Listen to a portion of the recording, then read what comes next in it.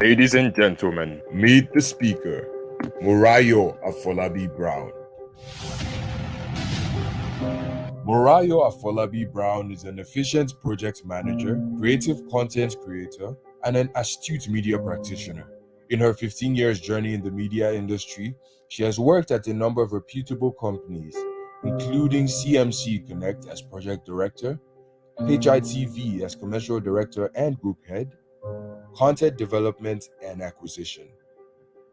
She also worked at TVC Communications as a deputy director of programs. Throughout her career, she was always a member of the executive senior management that formulated policies and steered the ship of each company to greater heights. Morayo is the convener and anchor for the #1 breakfast chat show on TV, Your View, which she has hosted over 1,800 episodes. Amongst other awards, she has been recently recognized as one of the top 25 most influential women in journalism in Africa. She likes to refer to herself as a social reformer and a value enhancer. Ladies and gentlemen, make welcome one of the speakers during the PhotoWaka Africa Virtual Summit in commemoration to the World Photography Day 2020, Morayo Afolabi Brown.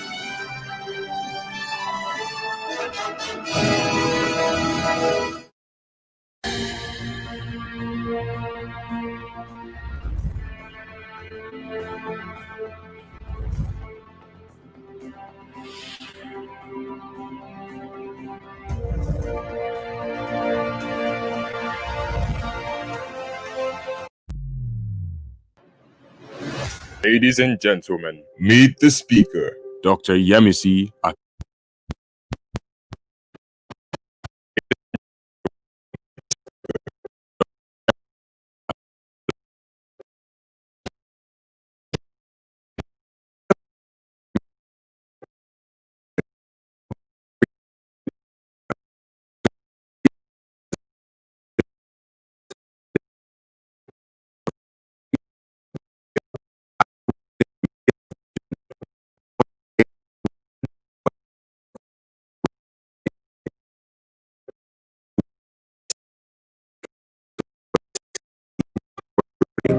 Yemisi ran her news website, IQ for News, between 2010 to 2014. Her media work is Africa-focused, covering stories from rape culture in Nigeria to an investigative and data story on the trafficking of young West African football hopefuls by fake agents.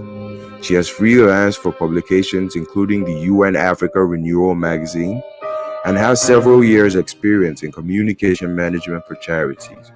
Yemisi holds a PhD in Media and Cultural Studies from Birmingham City University, where she is also a senior lecturer and international research partnership manager.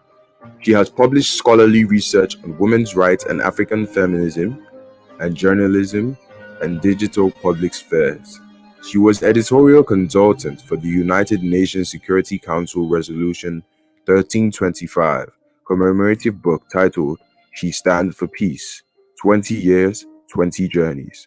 Ladies and gentlemen, make welcome one of the speakers during the PhotoWaka Africa Virtual Summit in commemoration to the World Photography Day 2020, Dr. Yemisi Akimbobola.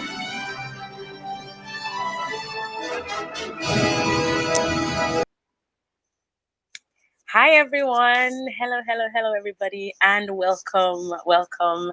It is great to be here this beautiful 17th day, if I'm correct, yes, of August 2020. Big shout out to everyone who's joined in. And yes, I see some of our speakers already. All three of them. That's exciting. Thank you so much for your patience. We had a technical difficulty somewhere there. But yes, hi everyone. It would be nice to know where you're watching us from. Please leave a comment everywhere you can. Take a picture as well. Share on social media and let the entire world know that we are now live. All right. Good afternoon, brother. My name is Bella Rozokoji, and I'm going to be your moderator for today. So yeah, I'm excited to do this. And of course, as you know, the PhotoWaka Virtual Summit is one that it's one that literally everyone who has an interest in, changing the no, changing life as we know it right now, and of course the new normal that we are entering into must be a part of. Now we're going to be having interesting sessions from all of these speakers. We'll be having them speak to us on many different things, and every one of them definitely will be touching on very important areas of both. Okay, my light is looking really weird right now. Can everyone see me better now? Okay, I think it's much clearer now. Okay, I can't seem to hear anyone, but I'm sure that that's going to be worked on. Yet again, our speakers are going to talk to us this afternoon, based on how. Okay, awesome, great. Thank you so much. They'll talk to us this afternoon, and I'm sure that there's a lot we can glean from each and every one of them. And okay, someone's watching from Lagos, Nigeria. That's exciting. Thank you for joining and welcome. Big welcome also to the convener, Inyene, who is, of course, top right. Welcome. I guess that's in order. Also, a big welcome to Morayo Afalabi Brown, bottom right. And bottom left, Yemisi Akimbobola. Welcome to every one of you this beautiful afternoon. Before we go on, I'd like to just share a few interesting information about about our speakers. I think it's important that we know who they are. I mean, we know some of us really know who they are because of how much of their work we follow and absolutely love. For the benefit of as many who just need some updates, it would interest every one of us to know that Mariah Falabi Brown is an efficient project manager, creative content creator, and an astute media practitioner. She has spent at least 15 years in this industry, and in her 15-year journey in the media industry, she has worked at a number of reputable companies, including CMC Connect as project director, High TV, yes, as a commercial director and group head, content development and acquisition. She's also worked at TVC Communications as the deputy director of programs. Throughout her career, she was always a member of the executive senior management goals. Now, as part of that, formulated policies and steered the ship of each of the companies to greater heights. She's also the convener and chief anchor for the #1 breakfast chat show on television. Just random information. When my dad was still alive, he would, in the event that he could not watch the morning episode of the show, he would wait until about 11 p.m. thereabout to watch a replay of Your View. So that's, yeah. Now, so far, Thank Your you. View has recorded over 1,800 episodes, and they have won numerous awards, including Mariah Brown, of course, being recognized as one of the top 25 most influential women in journalism Africa. That's WIJA. She also likes to refer to herself as a social reformer and a value enhancer. So, ladies and gentlemen, please put your hands together for one of our panelists this Thank afternoon. you. Thank you for having me. Appreciate being here. Thank you. Okay, thank you, Yemisi, for that tip. Yes, see, you definitely know your stuff. I have faced the mirror just the video just and the picture is much clearer. Thank you so much for that. So, speaking of Yemisi Akimobola, Dr. Yemisi Akimobola is the co-founder and CEO of African Women in the Media. She's an award-winning journalist, an academic, and the co-founder of African Women in the Media, AWIM. AWIM's vision is that one day African women will have equal access to representation in media. Joint winner of the CNN African Journalist Award 2016 in the sports reporting category, Yemisi ran her news website IQ4 News between 2010 and 2014, and her media work is Africa focused, covering stories from rape culture in Nigeria to an investigative and data story on the trafficking of young West African football hopefuls by fake agents. That's a major issue. She has also freelanced publications, including the UN Africa Renewal magazine, and has several years' experience in communication management for charities. Yemisi holds a PhD in media and cultural studies from Birmingham City University, where she's a senior lecturer and an international research partnership manager. Goals too. She has published on women's rights and African feminism and journalism and public affairs. She was editorial consultant for the UN Security Council Resolution 1325 commemorative book titled She Stands for Peace, 20 Years, 20 Journeys. Yet again, please put your hands together for our second panelist. Thank you.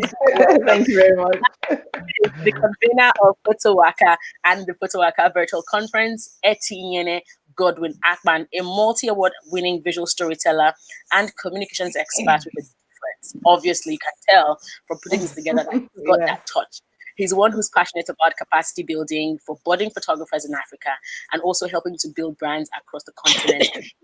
Executive officer at the Inyene Company, a renowned media house located in Lagos, Nigeria. He's also founder and executive director of Africa's largest photo community, PhotoWaka Africa. Of course, that's the platform that this virtual conference is happening on. He recently founded the Desire Agency, which is a public relations and communications agency where his focus is on building brands by, of course, helping them connect with the right audience through strategic communications, proper crisis management, and storytelling. Between 2018 and 2020, he served as the lead photographer for Social Good Lagos, a sub-community of the United Nations Foundation, and he's a member of the African Photojournalism Database, APJD, and Professional Photographers of America, PPA. He's been commissioned for projects by both individual and corporate organizations like the Kwara State Government, BUA Group, Olusegun Obasanjo Presidential Library, Sterling Bank, Guinness Nigeria, to mention a few. He was the official photographer who documented the 2018 World Cup tour in Nigeria, which was sponsored by Coca-Cola. He's also been featured in some of Nigeria's foremost newspapers, from the Tribune to Business Day to Guardian, among others. His works have been published in both local and international platforms, and he's a contributor to the Spark magazine. Under his leadership, PhotoWaka has won the Social Media for Social Good Award 2020. I mean, regardless of how 2020 has been, people are still winning awards, right? Founding PhotoWaka Africa, the UN Nigeria officially partnered with PhotoWaka Africa in March of this year. Ladies and gentlemen, please welcome Sir Inyene, the convener of the PhotoWaka virtual conference, to the That's great. Thank you so much. Welcome, everyone. All right. So I guess we're all feeling very lighthearted, and that's fantastic. You know, it's not too serious. But we're here to learn so much. It's important that we're also relaxed about it. So I guess first off, before we go straight for what we'll be dealing with today, how is everyone doing? How are you? How is it in your neck of the woods? How's your family? How's everyone doing, generally speaking? You should go first. Well, yeah, Missy, you go first. Right? Okay, fine. Thank you. Thank you so much for that introduction, and it's great. It's an honor to be on such an amazing panel with everybody here. So you're also well accomplished. Thank you. I'm feeling great. My husband has kindly taken my 3 daughters out so that we can have some peace and quiet. Peace and quiet for this conference. Otherwise, it would have been something else. So I'm here in the UK. There's a thunderstorm going on outside, so I apologize for the thunder when you hear it. But apart from that, doing very well, and I'm looking forward to this conversation. Exciting. Yeah. I'm great. I mean, talking about the kids, I got kicked out of my room. My husband is in the room. The kids kicked me out of the living room. I'm stuck in their room. I'm like, so I have to lock up the room. So I'm fine, but I'm good. I'm good. It's been a great morning so far, and I'm grateful to be here. Thank you for having me. Yeah. Alrighty. Thank you. Thank you very much. I'm doing very well. It's an amazing day. We had an awesome session this morning, and we're here to recover from it. So so looking forward to this session and also sharing some insight with my mentors. I'm so glad to be on this panel with them. It's a very, very great privilege and honor. Thank you so much, Morayo and Dr. Yemisi. Thank you so much. Exciting. Thank you so much. So yes, finally, now we know that everyone is doing well. I guess we can go straight for our topic today.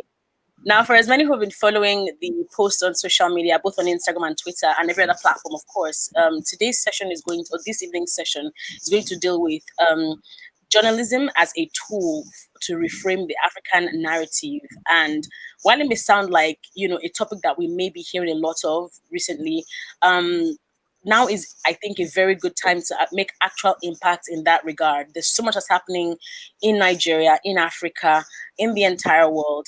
And, it feels like more than before, there is actual attention that's being paid to different countries.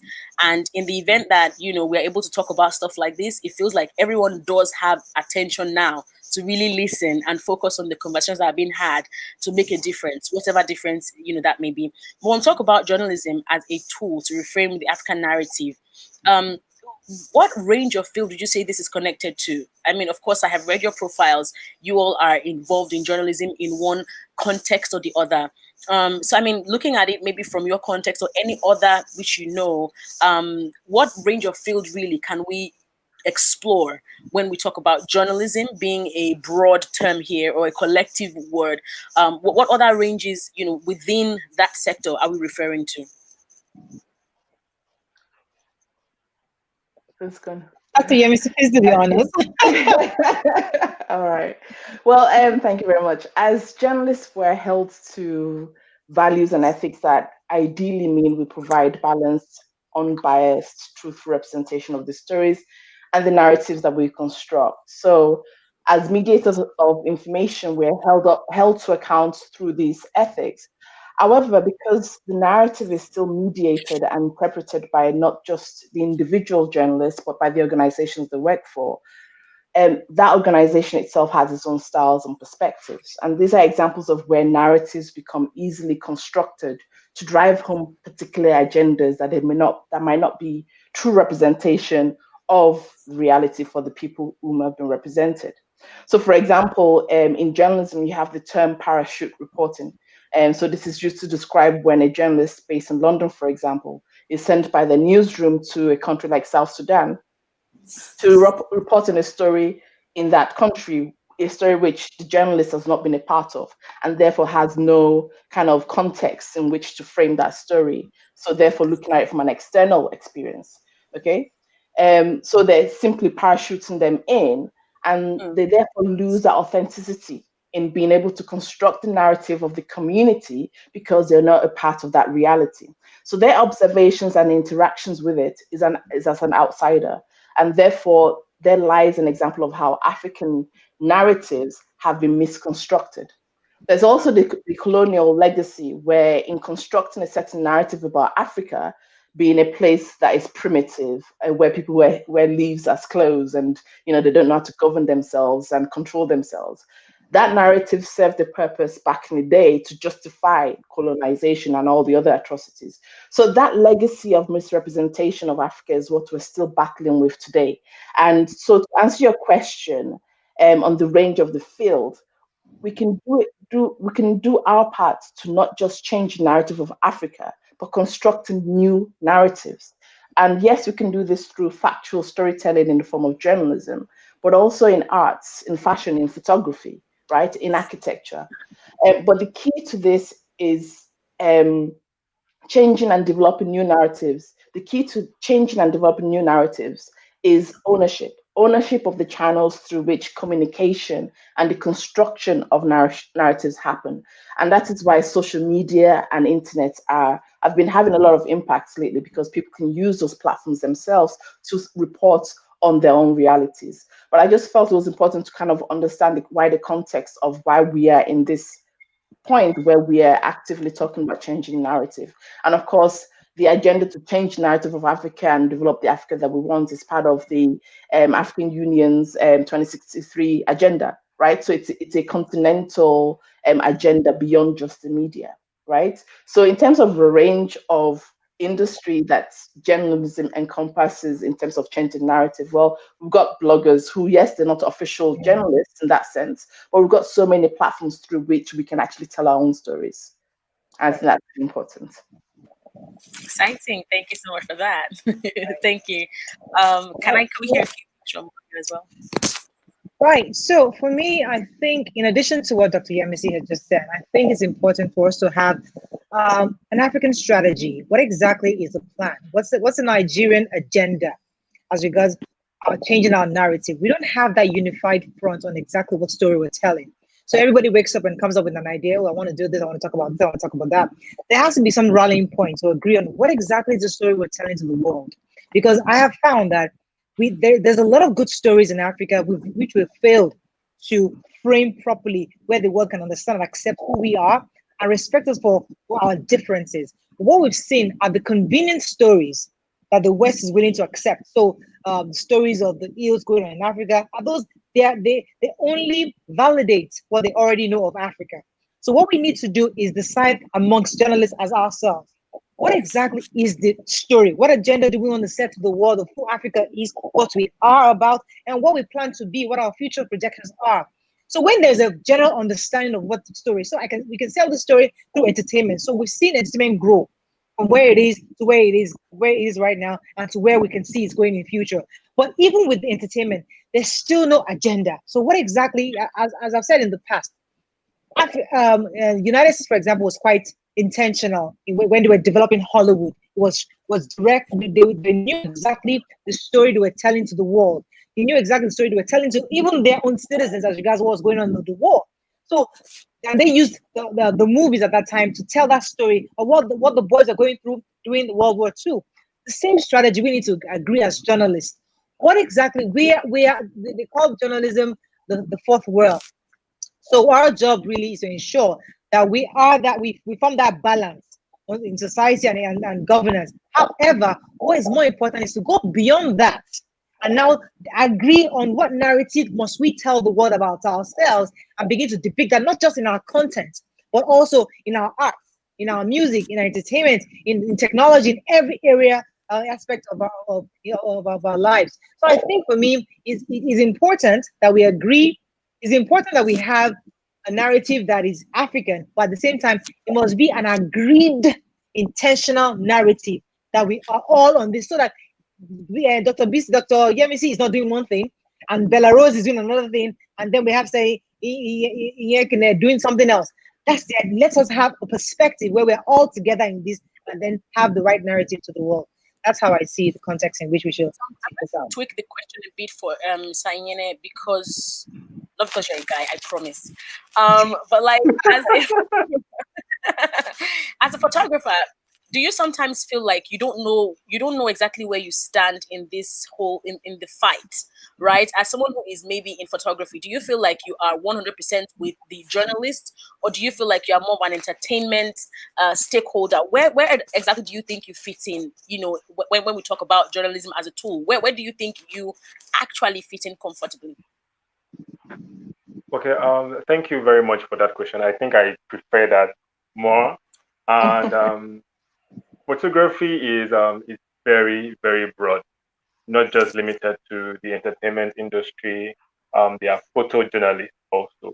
And for younger photographers, most times they believe that they are not capable of doing this journalism aspect of photography. I remember when I started, I was upset. I was upset with so many things, with the way Nigeria has been portrayed, Africa has been portrayed. So I entered into photography with that anger, in quote. And no wonder where we are right now with PhotoWaka. By God's grace, PhotoWaka celebrated her 2 years anniversary last month, and Congratulations. we had to. Thank you very much. And we had to channel that anger to see if, ways how we can create these positive changes we really want in our various communities, which will collectively create more impact in our country and in Africa at large. Photography, photojournalism is very, very, very powerful. So Yemisi made mention of journalism as being unbiased. Yes, it should be unbiased, but at the same time, it should be authentic. So I think that's where we are missing that aspect, because telling one side of the story is not really the full story. And if you push one side of the story, or the world perceive us or perceive Africa or Africans based on the one-sided story they've been fed on. Like I normally say that we don't necessarily have to change anything. This negative narrative the medium was through one of the mediums was through media, journalism, and all that. So we still need to use same channel, but just as Ms. Murayo have said, we need to be more intentional. What exactly do we want to do? What exactly do we want to do using this same medium to change the narrative? I'm so happy that we're having this conversation now. Just as what I said during our morning session, I announced one of the things we want to do as an organization because we don't want this conversation to just end these 3 days. We want something that we take. We want to take action. We just don't want to talk anymore. So PhotoWaka now will be launching an African kind of a Shutterstock. So when you want authentic, real African stories, you must go to, we will use that medium to, and African photographers will greatly benefit from this. So indirectly, they're earning from this, and collectively, I use that word collectively because this is a collective fight. And we intentionally didn't just want to limit this topic to just photography alone. And that was why we were very, very intentional about pushing this to address the media, to address government policies, to address SDGs, like journalism and other different, important aspects of our life. So majorly for young photographers, they perceive that they are not really capable of doing this thing. But just as what was discussed now morning section, it's less about your tool, but more about the story you're telling. Technology has advanced. We have, I started using my camera phone to document. So I wasn't seeing anything bad with that, but I made sure that I was intentional about the stories I'm pushing out. Yes, no doubt, we have these things happening in Africa. There is hunger, but at the same time, can we tell these stories from the place of strength? Can we tell how resilient we are, even even during the Boko Haram? Can we go to the north and rather than saying Boko Haram is killing, just that, can we just talk about our resilient spirit? You are still talking about what is happening, but you are changing it in a way where you tell our strength more than our weaknesses. So awesome. I think I would just real quickly because of something that she mentioned. You said there's got to be a collective. We've got to all agree on the direction in which we are going with regards to telling African stories. We'll have to agree on not your exact words, but we need to set the agenda, for lack of a better term, right? Let's all know that we're going to be saying about Africa and whatnot.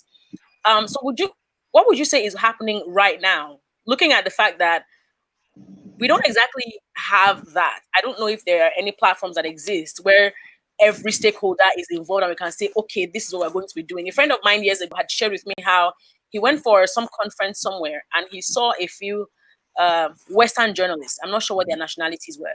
And he said, they sat down and they were deciding what stories to tell about Africa. It was just a small hotel in Lagos here. They sat down and were saying, that one, no, we're not talking about that. This, oh yeah, we'll talk about this. And these are journalists from different media houses. They sat down and were deciding what narrative to push about Nigeria at some restaurant somewhere in Victoria Island in Lagos, right? So would you say that right now everybody is just freestyling? And of course, you as a journalist yourself, what would you say you are doing right now to draw the attention of everyone in order for us to have that common goal that we are trying to achieve? Thank you very much for that, Bella Rose, because there is a common, you see, we all sit down and agree. We all subliminally agree that Nigerians are one of the best workers in the world, wherever you are, in any field. When you talk about human capital, we talk about Nigerians. That's a narrative we have failed to push. That's a narrative we have failed to sell. That's something we collectively agree in our bedrooms, in our individual spaces, but we don't push that narrative out there. We have some of the best doctors, some of the best professors, some of the best lawyers working internationally, and we don't project this to the world. The other day, I was watching on social media that UK is in recession now. Nobody's talking about it. Because Nigeria is in recession now, the whole of the world, the whole of Nigeria media space will be covered with this. Yes, because that's what we're pushing out there. So the truth is that we do have common successes. that we celebrate internally. But we as journalists, we fail to realize there is some good we can sell to the world that we must accept and even celebrate amongst ourselves. One thing I have done in my own space is every Friday now we've started this thing where we celebrate Nigerians that are doing great things, home and abroad, to remind Nigerians here that listen, your people are great. Your people are doing people like Dr. Yemisi are in the UK. They're doing great things. You have smart Nigerians living abroad. You have smart Nigerians living in Nigeria. So people must begin to see and identify. Kind of lost you for a second or two. So every Friday, I could hear her. I could hear her. I could hear her perfectly. I could hear her also, yeah. Okay. Yeah. So maybe it's from your Belarus. But the point is, so the point is, we do have those things that we collectively agree that we have. Culture, family, these are things that Africans hold dear. These are stories we can tell about ourselves. These are things Nollywood would have tried to push out, but unfortunately they always mix it with some negativity. But we have great stories that Nigerians, that journalists can actually take advantage of. So it's there, but we don't look for it. That's the point. In my own way, little way, I try to ensure that every Friday we push this narrative out, letting people, because we have quite a number of viewers abroad. Many Nigerians are watching us from all over the world. We need to remind them that, listen, we celebrate you. We know who you are. We know you're doing great things. And we at home respect and love you. And we know you're ours. So that's one of the narratives, that's one of the stories that is there that we refuse to pick on. But we choose to pick the negatives because it sells faster. It moves faster. It gives us a bigger likes and makes better views. It gets that spread and that virality that we're all looking for. So that's just us deciding what do we want to sell about ourselves. That's why I say you have to be intentional about the stories we're telling. Let me see. I'm curious about the sort of journalism in Nigeria and in diaspora. You are obviously in diaspora. Would you say that journalism is the same here and there? No. is the straight answer. No. So, and I say this with a lot of respect because obviously there's a lot of amazing journalists in Nigeria, and there's. I mean, I was going to talk about this later on as part of my thinking around business models for media organizations, but there's a level of international quality, particularly around ethics, right? That we need to do a lot more on. So, for example, we just did some training around ethical reporting of health issues, right? COVID-19, for example, and you have instances where people are being named because so for example a rape victim that's been named, right? Or you say that the father of 6 raped his daughter and you name the father of 6, right? So now therefore that girl who was raped and her mother have already been identified because we've identified the father, right? So there's lots of ethical things. There's lots of retraining that we need to do to bring us to the.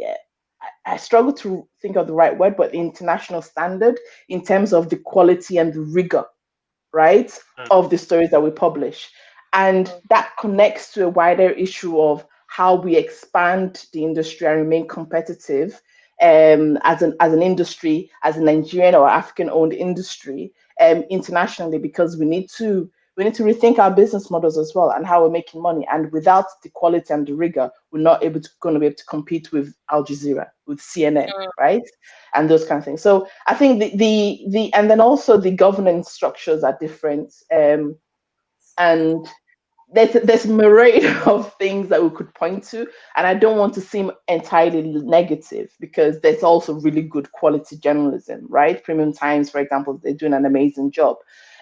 But also, it's not even just about the training and it's also the environment in which journalists operate in. The environment you're operating in Nigeria, in South Sudan, in DRC is different from the environment you operate here, right?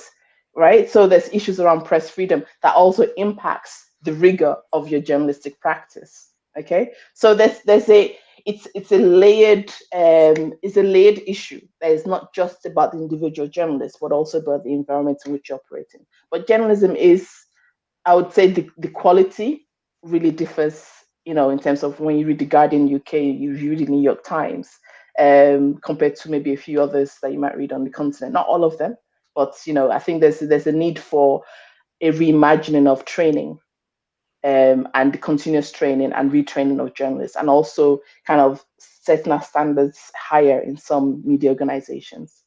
I'm being very careful with my words. I don't want anybody to get offended. But that is the reality. I agree with Dr. Yemisi on that point, on the differences, and just the fact that we're not quite there yet as Nigerian journalists. Do you agree with her? Talking to me? Yes, you and Sayene. I just want to know if you agree with Yemisi with regards to her point on, we're not quite there yet as Nigerian journalists. There's a lot of learning we still need to do. There's a lot of limitation. You agree with her?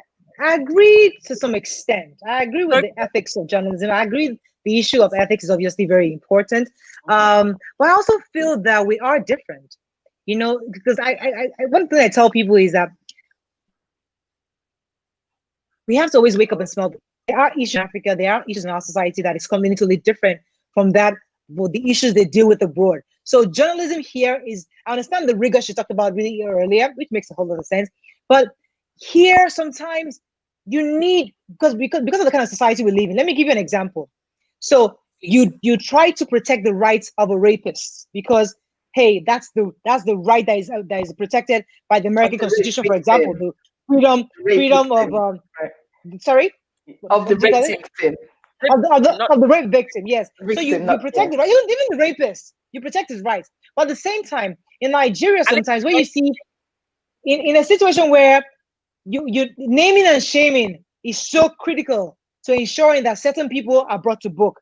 In a situation whereby many fathers or many mothers are accomplices to the issues of rape. So sometimes if we name these people, what we're trying to do is let the community get involved and have some kind of hold in this family, because these things happen. And you're very correct. There's a thin line between the rights of the victim and then the right of ensuring it doesn't happen again.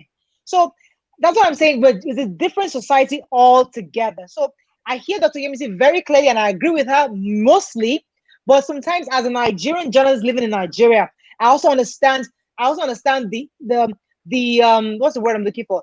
The challenges, the environment we live in, where there's some hard choices you got to make in this kind of situation, where naming sometimes would help you in getting in ensuring the community understands what just happened and their responsibility in making sure it doesn't happen again. I don't know if I made any sense.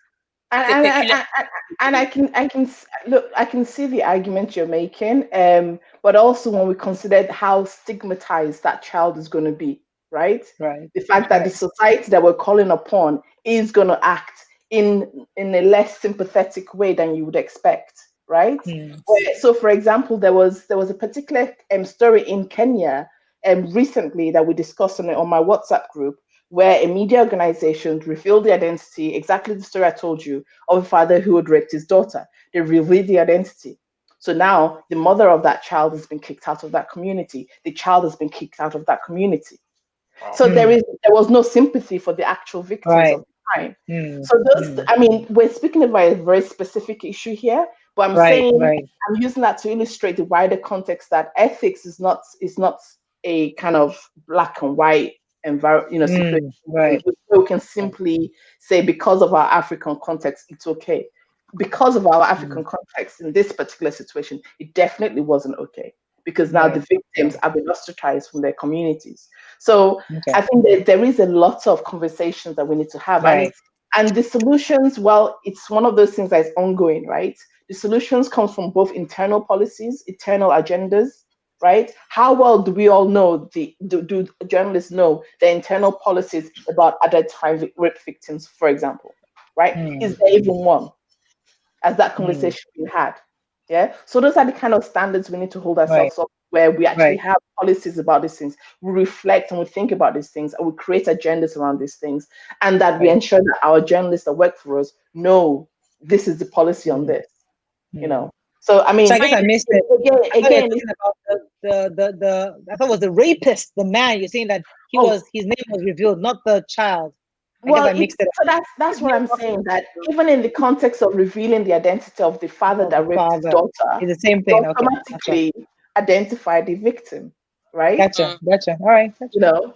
So now there is about since we all kind of agree that, I mean, we may agree to certain extents, like Maura has just done. How would you marry our current reality with, what we desire? our our goal, where we are right now, how close are we to this desired goal that we have? How far away are we? Are we even on track at all? I would like for Iene to start this one. He's been quiet for a while. All right. Thank you so much for that. I would say that as a people, we are beginning to, we are not more aware about where we are, where we are coming from, where we are, Mm-hmm. and where we should be. But I think the capacity, like we don't really have that capacity yet. Yet, and when I say capacity, institutional capacity, mental capacity, like these things needs to be put in place. We made mention of about there are no schools, no university here in Nigeria that someone can go and study photography. So these set of things needs to be put in place. Like conversations around this thing needs to be put in place before, because yes, we aim towards a target, but at the same time, are we really prepared for what we are aiming at as a continent, as a people? So there's a huge difference. Yes, I would say we are. I don't want to say we are not ready. I don't think we are not ready, but that capacity building, which is also one of the things I believe PhotoWaka is also doing, to see how we can leverage on, growing this younger uh, generation, changing their mentality, how they perceive the profession, and how they perceive their community, and how they perceive Africa as a whole. So it's a whole lot. All I would just say that we have work to do, like serious work to do. That is just it. Mariah, do Can you I add think? something to what Yeah. Iana just said? Because I mean, I've been creating content almost all my life, and recently we had a CEO on TVC. He's Irish, so he came to TVC 2017, and I was so excited about the fact that he went out to build a new set, and we have this new show, the breakfast show. It's excited about it, and for me, I've been doing this for many years anyway, so I got a set designer. We did a whole bing bang, and we're ready. So I was excited. I was proud of myself. I had the most beautiful set. And everybody in the office kept congratulating me. Oh, fantastic, well done. I love the set. And my new Irish CEO just walked into the studio. I said, what in the world is this? This is not a set. It's not gonna work. I'm like, what? Everybody loves it. Oh, it's not gonna work on television. Now I've been working at the time, at least I've been working at least 12 years in television. And you think I would know TV. But he said, Mara, it's not gonna work because we have white walls. I'm not gonna give you white walls on television. It's gonna bounce the lights. Now that was a small technicality. Even I, as a media professional at the time, I didn't know because I didn't have the technical skills. I didn't go to school to learn how those lights bounce off. We just learned this is on the road. I mean, you're in production team, you kind of figure it out with the camera settings, you figure it out with the editing, you just figure it out. But there's no school to actually teach and educate you on set designing, set building, photography, as you just said, graphics editing. We don't have these things. It's just recently, I think it was Pan Atlantic University that just started these courses. So the point is, there's a lot of work to be done, because if you're going to have professional journalism to set the agenda, as we have said, and to write and talk about the right narrative, we must have the right tools to get us there. And that's something we must take seriously. And there's a lot of space that we can actually. There's a lot of room for improvement and the room for development. So there's so many skills that we can actually develop within this industry, but we haven't begun to scratch the surface at all. So I agree with Yane on that point. Dr. Yemisi, where do you think we are? Okay, well, I mean, first of all, I wanted to take us back because your question is in the context of Africa, right? I think we should also, in that process, not make the mistake of grouping journalism in Africa as, under a single umbrella, because there's different media systems that exist in the different countries. In South Africa, for example, we see that they're making a great strides in gender equality in media in terms of representation of who works in the media, which is slightly different in Nigeria, for example. Press freedom across different countries also differ. You got Namibia way up there on 23rd in terms of press freedom index, with DRC at 150. right? So each country has its own state of affairs that needs addressing in order to improve journalistic practice and the environment that journalists operate in. In my organization, African Women in Media, our focus is on women and media, both in terms of equal representation within media industries, but then also in terms of how African women are represented within media content. So in Nollywood, we're used to the narrative of the wicked stepmother, right? The gold digging child and side chick, right? The witch mother-in-law. And these are stories that we're constructing about ourselves, okay, as filmmakers. And these constructed stories that we constructed ourselves impact our social realities. So the change in the narratives agenda needs to happen both ways, both in terms of how we develop our narratives, right? New narratives, and how we represent ourselves, both nationally and internationally. And from a women and gender perspective, that means we need to work hard to develop gender policies as well, right, within media organizations. So I'm speaking in my area of strength around women, women and media, and this gender policies ensures that issues around equality is not just a lip service, right? So I keep pushing the idea of internal policies or national policies that does what Mariah was talking about in terms of getting that support, getting that collective efforts going, right? Now, one of the major narratives that we hear about Africa is around conflict, right? So the whole of the continent is some kind of conflict zone. Yep. Okay. So, so peace and security and reports of peace and security in Africa is very important. So now you have the United Nations Security Council Resolution 1325 that speaks to the important role women play in peace building and conflict resolution. So each country that signs up to this resolution need to develop a national action plan. And most African countries now do have national action plans. So I did some research last year around the different national action plans and how they in Africa and how they regard the role of media in representation of peace and security in their countries. So I looked at Nigeria, South Sudan, Kenya, DRC. And you'll be surprised to find that considering when we talk about narratives of Africa is often associated with conflict, this was a clear opportunity where national policy could direct the changing of the narrative, right? But you find that beyond most of these policies did not look at the representation of their countries beyond awareness raising through the media, like a PR effort, right? A lot of them didn't even consider the role of women journalists, considering this is about women in peace building, the role of women journalists in constructing this narrative, okay? With the exception of South Sudan, right? South Sudan is very exemplary in terms of how they constructed the relationship that media should have in terms of peace, security, reporting on very clearly understands the role that female journalists play in peace and security. So these are examples of where national policies, national agendas, who on the surface appears not to be about the media, but actually are opportunities for us to construct a national narrative, an international narrative around how we should be, how we want to be reporting on and constructing our own narrative. Okay.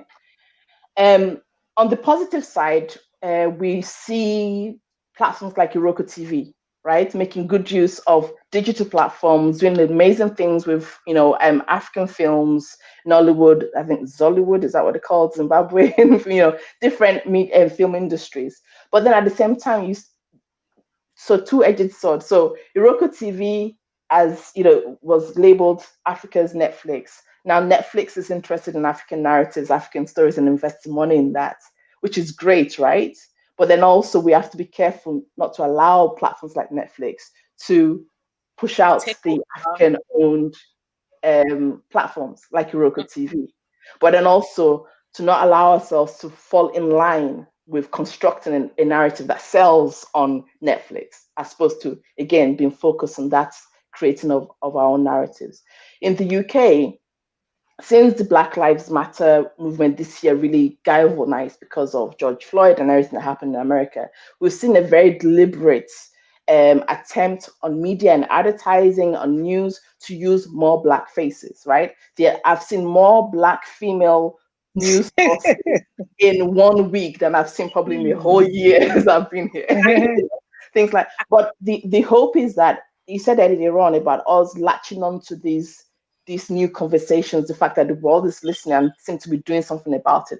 Doing that, latching on those things and making action while also being protective and be cautious to make sure that this is not just a passing phase, right? Right. So I think I've answered your question somewhere within that, but I think there's a broader context for us to discuss when we talk about. Dr. Yemisi, can I say something here? Because there's also a factor, because I agree with you completely, but there's also a missing factor here that poverty, the African context sometimes prevents journalists from doing their job ethically and professionally, because there are issues surrounding their ability. The truth is that if you have a journalist who is real professional in their work and is content in their own space, there's certain stories they're gonna take on, that stories that actually sell the right narrative to the world. But the truth is that we have the owners of these media spaces are politicians.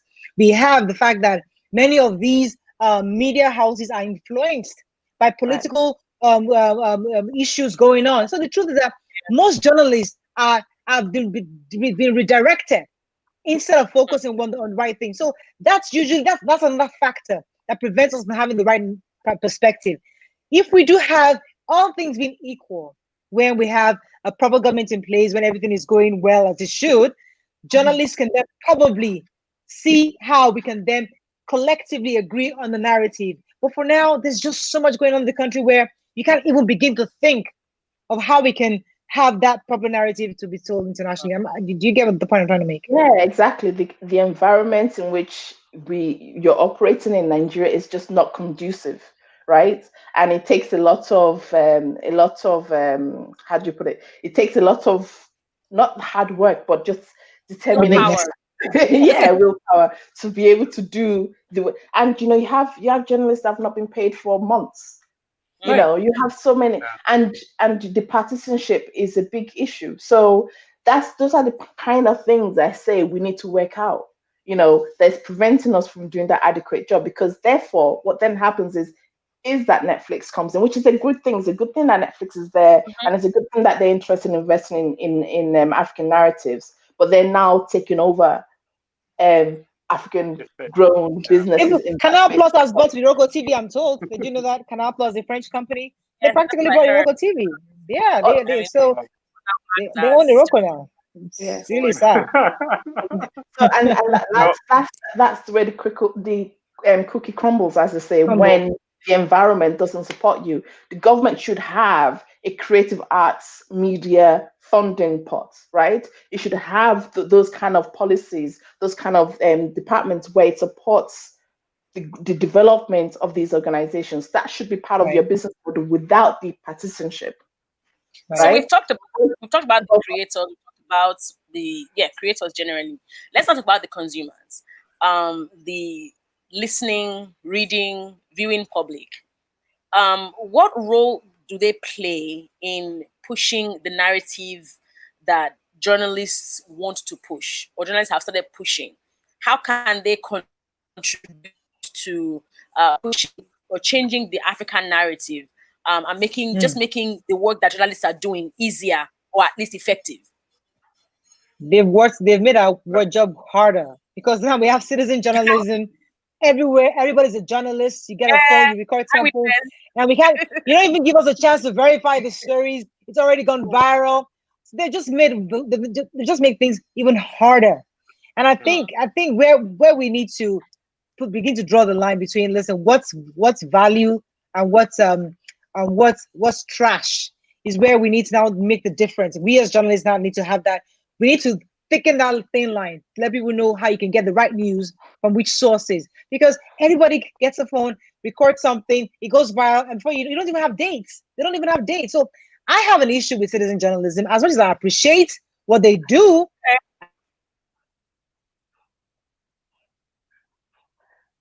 what's going on? Yeah. I know it's a lot of work, it's a lot of effort on the part of the citizen, but at the same time, they must allow us to do our job. That has been a problem for me for a while, but let me let somebody else go. I think I'm having some data issues. Go ahead. I want to say, something regarding this question and the previous one. For some media house here, I would say they've not really seen the need. I will address this thing from the photojournalism angle. Some media houses hardly say they are commissioning a photojournalist for a project. They prefer staying behind, letting another international media house to come cover, and they go behind to do something. So if we really want to own our space and tell our stories ourselves, I think we need to invest also on our own guys here. That's the journalists. And the question you just asked now regarding the community and all, I just believe everything boils down on education. How educated are these people? Not just the 4 walls of school now. How educated are they in regards to what we are doing as journalists? For example, I want to go document a community now or a village. Okay. How accessible I am, like how accessible would they, open up to me for me to really get that story from them? So exactly. So I don't think we are there yet in terms of awareness or education with the communities. Yes, as a photojournalist, I know what I should do. I remember I was in Cross River some years ago for a project, and I tried my best. I tried my best. Like, it was something that I had to share, and I'm funny enough. I now, I found a common ground between myself and the community leaders, they were very, very addicted to Christianity. That was how I just used that to chip in what I wanted to do, and that was how they gave me access. But assuming I wasn't that rugged in quote that I wanted to get these stories from them, I wouldn't have gotten access to them. I wanted to do something that will help them in quote, but they were very, very defensive, and I won't blame them. Also, maybe from their previous experiences, also, like most times we as photojournalists, we do things not really from the perspective of our subject, just to please ourselves alone, which is very, very unethical. We need to put our subject also in our heart that, okay, are we trying to do this to put money in our pocket, or are we trying to do this to push these stories out so that this particular community will benefit from it? So I think we need to ask ourselves those set of questions, and if truly we are community conscious or subject conscious, I think with time they will get to give us access, and they will get to know what we do and be very open to us. I'm going to take a line from what you have said now and perhaps pose a question to Dr. Yemisi. When you talk about not being accepted by certain communities in the event that you want to tell a story about them, put them on the world map or whatever it is, I find that sometimes if it were a foreign journalist, even local communities don't have a problem with them. Exactly. What is the psychology? I mean, because you find that if a Caucasian journalist could just walk into that community and they will even provide security for that person. Exactly. So, that why is it even a thing at all? Well, I think, look, a lot of these things stems back to history, right? The colonial legacy and the whitewashing of narratives, right? The association of Western with better stuff and the lack of respect for our own made in Nigeria things, right? But then it also connects to this.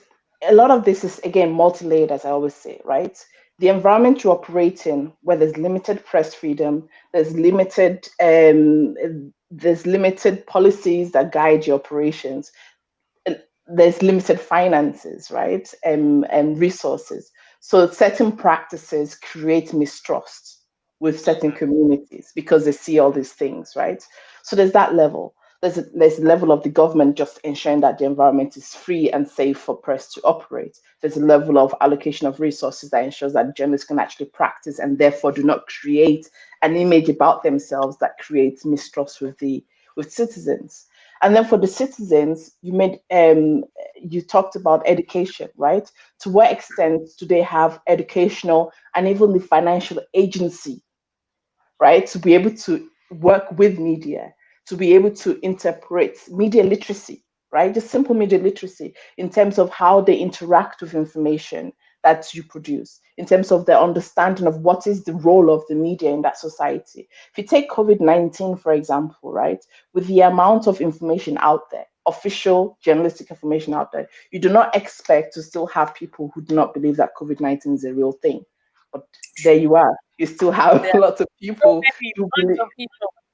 yeah, who just think, well, my neighbor hasn't died, so therefore there's no COVID-19, right? It's all about agency. It's all about educational agency, financial agency, and it speaks to the conditions in the country, right? So there's a wider social political issue in the country about the state. And, I was conscious that, again, we're Nigeria panel, are we speaking of Nigeria, speaking of Africa? But, if we speak specifically of Nigeria, there's a lot of social, political, cultural issues that we need to address, right? Yes. That are already limiting the ability of citizens to utilize the information that journalists give them, right? And so while as journalists we can say we want to do our part to inform, educate, entertain, there needs to be action, a collective action for us to actually initiate change, right? And so, for example, when a journalist reports wrongdoing by a governor or a president or a senator or whatever, the people also need to react to that information by using their right to vote. But that doesn't happen, right? Why? Not necessarily because they're stupid, but because the reality is they're hungry and they're going to take that bag of rice from that politician and they're going to vote for him, right? So there's so many. When we speak about Nigeria, there's a multi-layered, issue. There's several layers of issues that we need to first unpack and unpick We've got questions. first All right. before we can really, yeah. We got questions in the comment section, and thank you so much to everyone who's commenting from wherever you're listening or watching from. We appreciate you. Again, would like to know what country, what state, where in the world you're watching this from. So please let us know in the comments as well. This one is going to be, I will ask this as one question. I'll just, just mix them up, and I would direct this to both Morayo and even Inyene. And this is maybe taking a cue from the previously answered question by Dr. Yemisi with regards to the system not necessarily supporting some of these narratives because of socio-political issues that we still have unaddressed. So, I mean, how do we tackle that, especially as people who are on ground? When I say on ground, you are actually working in the space within the country. Right. And then when you approach some of the communities that you want to help, someone is asking, how then do we let these communities know that we are trying to get their stories out for people to see and help? I know that Yene he did a walk during the lockdown, right? It was a walk on, documenting how the coronavirus, the COVID-19 guidelines were being adhered to by Lagosians on the streets. And that was pretty interesting to see. I also know that Mariah, on your show, there are a number of things that you do that you try to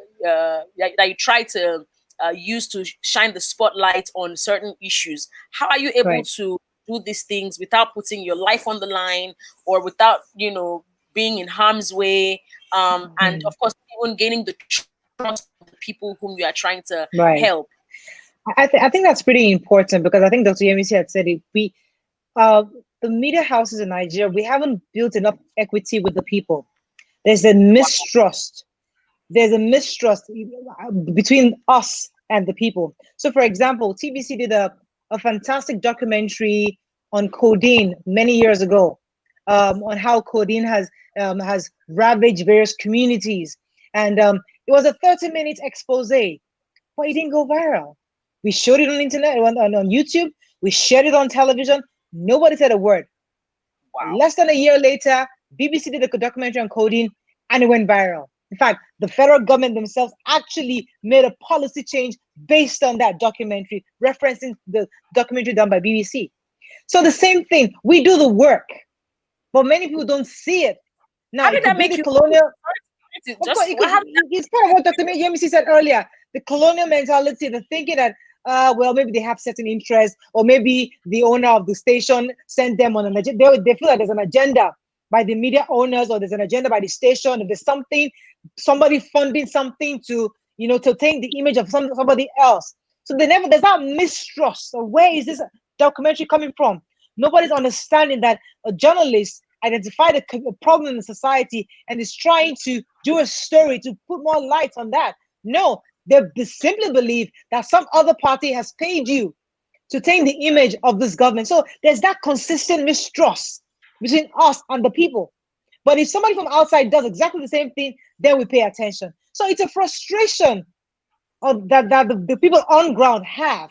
We do the job we're supposed to do. Sometimes I get calls from Abuja saying, who paid XYZ to say that? I'm thinking, sorry, we don't get paid for that. Especially even the owner of my station has told me not once, not twice, that Mariah, if I have an issue with you, you will hear from my PA or from the MD. If you don't hear from these two sources, it's not from me. But I get calls. Oh, guess what? I just heard from, they keep using his name to say, oh, he said this, he said. I'm like, sorry, with all due respect. So we get that kind of all the time, as a TV host. So it's not easy for the Nigerian journalists to actually have that patriotic agenda to say, I'm trying to help people, because if we do that, we don't own the stations. Remember, these media stations are owned by powerful politicians and media owners. If we now, so that's why I'm also grateful for the citizen journalists, because they're using their own platforms to get certain stories out, which is great. So that's why there needs to be more collaboration with the citizen journalists and the professional journalists. We need to work together so that we can have that platform for us, where we know that we can get the people's trust through that social media. Wow. Yeah. Thank you very much, Ma. I want to add to what you just shared now. Mostly for independent journalists or photojournalists. Most times, I remember the first event we did in 2018, the first PhotoWaka we did. We kind of did something nobody has done before. We organized a PhotoWaka under the bridge in Oshodi.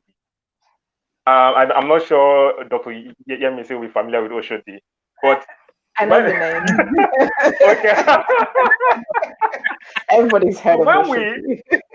when we pushed out the location that this was going to be happening, like I got so many calls from top photographers in quotes, and they were like, you can't do this. You can't take, carry photographers down to Oshodi to shoot. That the guys on that, around that place won't give you access. But in as much as, yes, these the communities are not well educated around what we do, I believe we need to take ownership individually. Taking ownership, in sense that this, there is no stranger. I normally tell people that I don't really believe that anybody is a stranger.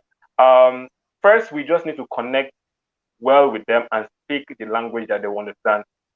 Not really speaking their language, but at least connect with them in the simplest way they could, understand. That day we converged under the bridge in Oshodi. So many people thought that I've been to Oshodi like few days before. Believe me, I've not been to Oshodi for like almost 4 months before that day. We just showed up and I was like, this is happening. And before the PhotoWaka, we converged about almost 60 plus photographers on that day. We had two people that came all the way from Colombia. Two ladies came all the way from Colombia. And I had to enlighten them, because for some of them, they might have had this wrong experience about the street of Lagos. And for some, it was their first time of going out to the street. And I told them something that say it's less about the quantity of pictures you would take. But I'll prefer that after this PhotoWaka, you get one picture with an amazing story. And I, draw down that conversation towards like build relationship with people more than just taking pictures. And believe me, one of the feedbacks we got from even the two ladies from Colombia was that they were like, I never believed that I could meet a stranger for the first time and still take his portrait for the first time.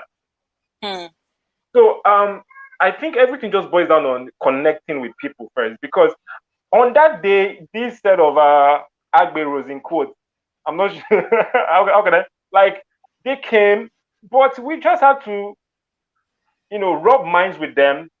We rub minds, because I do tell you that you have to be how am I going to put it now? You have to be the street to be able to document the street. in this sense that if I'm going out to the street to document the street, I don't dress like this. I don't dress too shoot and too tush. I dress like Fit. normal with my. The street. Sometimes I go, with my shorts, with my jean and my polo. Like I'm part of them. That's so One of my practical. pictures won an award last year, an international award, and that pictures was I took the view of Third Mainland Bridge from Benin. That means I came down from at the middle of Third Mainland Bridge, walked down, took a boat, and had the view, the view. Because anytime I just passed through that bridge, I was like, I'm trying to imagine how under the How bridge would look like. looks like. And I did that. It was very risky. First, I don't know how to swim. Second, second, my camera is not waterproof. So I just took that risk. And Wow. while I was doing that, I saw some guys under those pillars, Fort Milan Bridge. That would have been the end of my life, and nobody would know where I was that day. And they brought out their daggers, their knives, some of them with their pistol. And it was a young lad that was paddling the canoe. So when they called us, and the young lad was like, "Should I, paddle away?" I said, "No. These guys, they don't mind to swim when they'll come and meet us. And if they meet us, the story will not be funny. Let's go and meet them." And we went ahead, and I climbed the pillar. They brought out their knives and everything. I was like, "Gosh, is this how I'm just going to die?" Or so I never saw this. It wasn't part of the plan. But I was born and brought up in the street, in quotes. So I understand the street. I know what they want. No matter how they give you, that first signal and everything, all they just want is that be relatable. Don't try to form any. And in the end, believe me, I left that place asking each of them their names, and they will tell me their real names and their street names. That was how I connected so well with them, and I took a portrait. It was one side of me was like, I just can't wait to leave and step my foot. But at the same time, I was kind of enjoying the conversation. So everything just boils down on relating to them at that level that they will understand. At that, I don't really know how to speak Yoruba, but once I see people like that, the first thing I do will be Omo Yami, because that would literally break that boundary and everything, and they'll just, okay. Because when they see me, they just see me as one kind of tush guy and everything. But once I, use that word, they were like, okay, this guy is one of us and everything. And that is just it. That's a very interesting experience you have shared. Very, very interesting. Sanga from Facebook says, is there anything that can be infused into our content to make the audience, especially the youth? So I'm thinking much younger audience, to pay attention to stuff like this, or something needs to be done to the youth. So I mean, when you look at how, I think Mariah did mention how, citizen journalism is a major problem. And so, already people have their own ways of consuming news and information, generally speaking. When you look at important issues that are being addressed by the media, whether from photojournalism to articles to stories to TV shows and whatnot, why do we find that younger audience sometimes are just not interested in these things? And how can it be a bit more inclusive? Well, I mean, I would suggest that we shouldn't assume it's a general thing with youth. And there's a combination of things. There's a combination of being on the platforms that they are on. So we also need to be innovative in terms of our distribution channels, right? How are we on IGTV, and how effective do we use that, right? Do we go live on Instagram, right? Are we using TikTok?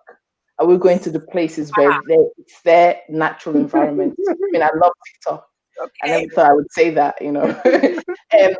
but how well are we diversifying our content for these platforms in order to funnel them into our main website or channel, etc., right? So it's the same thing with education. Look how COVID-19 has sprung us all to be doing blended learning, right?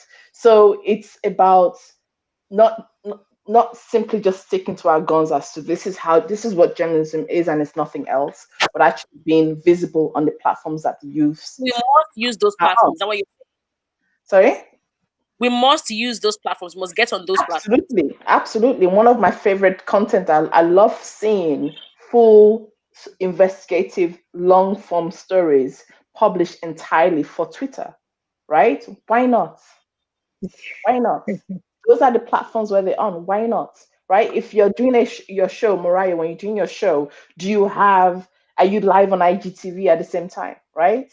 Right? Do you create audiograms to share on all these platforms? You cannot expect that you stick to your guns and that everybody will meet you where you expect them to meet you. There are natural environments that youth expect to are on and want to see your platform on. So therefore, we need to diversify and be creative in terms of how we reach these different audiences. But at the same time, we shouldn't also assume that young people are just for fast, quick, free content. Good quality content grabs attention as well, right? And people are even willing to pay for this. Okay, so if you look at website like The Republic, owned by Wale Lawal, it's been amazing with The Republic. This started in 2018 and didn't have a paywall then, but they had a paywall a year later. They got 4,000 subscribers, 1,000 of which pay a monthly fee to access their content. Why? Because of the quality of the content on there. So I think we shouldn't underestimate youth and just assume that they just want to listen, read Linda KG. I think we've moved on from that point where people are looking for short, gossipy, poorly written content to actually more serious quality content, particularly when you got a niche. If you have a niche and you have the quality content on that niche, how are we reporting? I mean, look at budgets. Is it budgets? Budgets, right? Budget. What they do around infographics and representation and visualization of data, right? Of government policies and budgets and stuff. That grabs the attention of people, regardless of whether they're youth, old, or whatever. So it's about quality content. It's about diversifying your content and making sure that you address a niche. Okay. Right. How many of us know the foreign policy of Buhari? Is there a place where we can go and learn about the foreign policy of Buhari? If we were to develop such a website where your news is a niche news website focusing on certain policies of the government, people consume that stuff, right? So I think the lesson is diversifying, and in terms of platforms and reach, and also quality content will attract audiences. Also, I'd like to add something to that. So you're very correct on the various platforms and various kind of content we can actually use to reach the young people.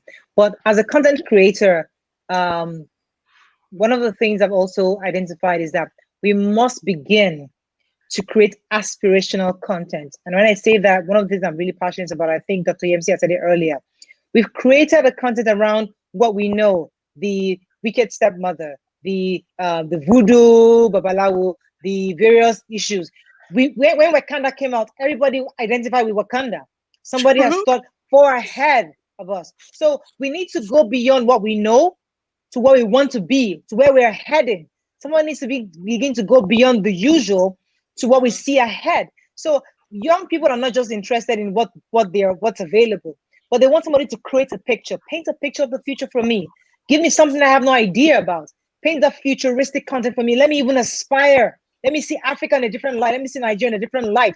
Maybe I can begin to build on that to create a future ahead. So journalism, we must go beyond just what we see, then move into what we want to see in future. And I'm very passionate about when it comes to content creation and Hollywood making. That's an angle that I'm really, really passionate about. That's exciting. I'm going to go off camera for a second. That's fine. That's okay. Let's talk about what we may need right now. What do we have and what do we need with regards to getting to where we want to, where our El Dorado is as African or Nigerian journalists in this case. What do we have right now? Do we have the skills? Do we have the people? Do we have the audience? And what are the things that we need? Please, where is my? I think you need to mute. Right. Yeah. What are the things that we need, right? To just help fast track, this journey of ours to changing the narrative about Africa. In your opinion, what do we have right now, and what do we still need, whether it's from government, from stakeholders, etc.? Okay. Thank you very much for that. I would say we we have a lot. We have a lot. We have the people that are willing, and but I think we need the enabling environment first. That enabling environment will really determine how far we'll go. Enabling environment in terms of government policies, in terms of institutions, in terms of capacity building. Like we need these things to be. We have the audience. Like Africa can literally cater for herself as we speak if we really want to do that. If we really want to do that. So we have the numbers, we have the audience, but at the same time we have the people that won't just create for the African, audience alone, but for the global world entirely. And but we still lack this environment, enabling environment to help us grow and to grow towards that, desired destination. Dr. Yemisi. So, I mean, again, I always like to kind of unpack the onion, so to speak, and speak on the layeredness of all of this, right? So, I don't necessarily believe that it's about relying solely on governments or, what, I think there's multiple layers. So, at African Women in Media, my NGO, up until this year, our main activity has been around our annual conference, which tours different African countries. Last year, we were in Nairobi. And this year we were meant to be in Johannesburg, but due to COVID-19, we've had to develop new ideas. Yeah, we're supposed to have done it in July. But we had to develop new ideas and new ways in which we're going to be empowering our members, right, women in media. And so we started doing online training. Currently, we're working on 3 different types of research. So we're looking into the barriers of entry for women journalists. We're looking at how COVID-19 has impacted female journalists. We're also looking at labor migration reporting in Africa, right? So we're doing a number of research in order to understand this context, the environments that journalists operate in. But all of these activities, so the conference and the training and the research that we've been doing, has taught us several lessons. First of all, when we talk about enabling environments, yes, there's the external environment, but there's also the internal environments within media organizations, right?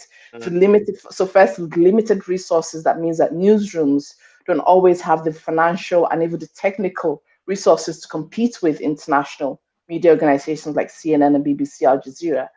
And from my perspective, as somebody interested in women's rights, we see that there's also a gendered allocation of resources that favors men, right? In the sense that male journalists are more likely perhaps to be allocated certain kind of stories, certain kind of resources to explore more in-depth stories that might then have been the source of your promotion, for example.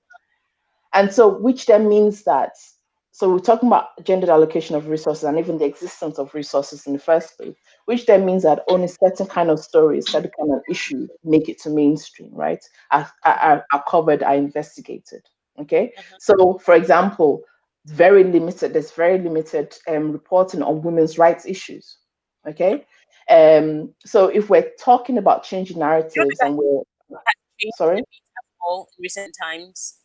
Say that again? Don't you think that has changed a bit? Reporting women issues.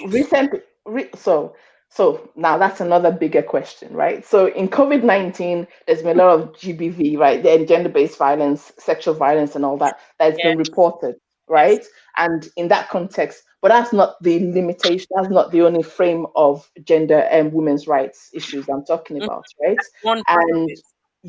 And also social media has been the conduit through which those stories have emerged. Unlike previously 10 years ago, perhaps people would not have been as outspoken as they are today, right? So there's a role social media plays in that, and I've done a lot of research that I can talk about another day around that. But the point I'm trying to say is that if we're talking about changing narratives and we're not equal in prioritizing certain kind of stories that tackles areas that need social political attention, then there is already an imbalance, right, in the narratives that we are constructing. Okay. So, like I said, I've given women's rights as an example because that's my area of strength. But we can list so many other social political issues that are not given prominence to in our construction of our own narratives. Okay. So one thing we do at our conferences is we have our pitch zone. A pitch zone is where you as an attendee can pitch to funders, you can pitch to CNN, you can pitch to BBC, a story that you've been dying to do.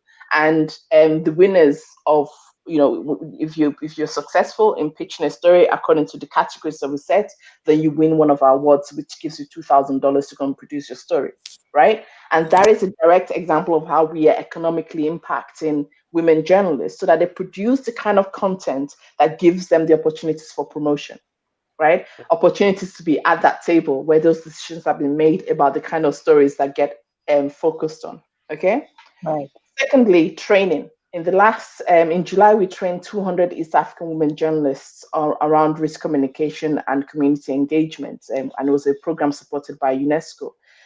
And that experience taught us that for people like myself, Morayo, there's certain skills that we take for granted, right? That we just know. Simple things as copy and paste, right? That for a lot of people are not simple skills.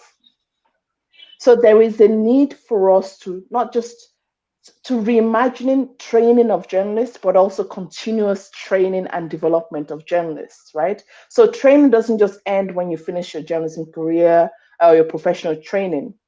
The world is moving fast, and we need to know that 5 years ago, who would have been talking of automated journalism? But today it's a reality, right? Automated journalism is a reality, and blockchain journalism is a reality. But how many of us are skilled in those areas, right?